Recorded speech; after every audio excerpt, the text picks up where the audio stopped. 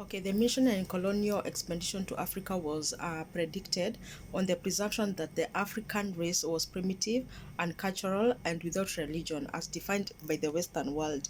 It was therefore the divine duty of the missionaries to educate and civilize the African with the tactic support of the colonial administration, and it's still in their subjects a Western Christian way of life.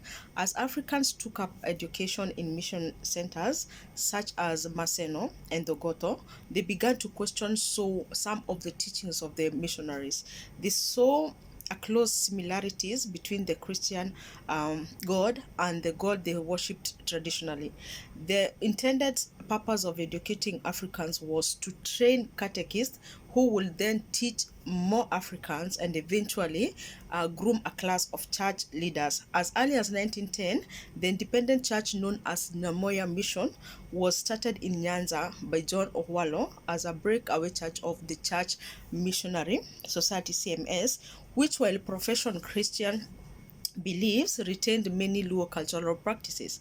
The Kikuyu Independent Schools Association, KISA, was formed in 1934, and the more militant Kikuyu Karenga Education Association. Soon thereafter, the word Karenga means pure. The two associations supported African independent schools and started building churches.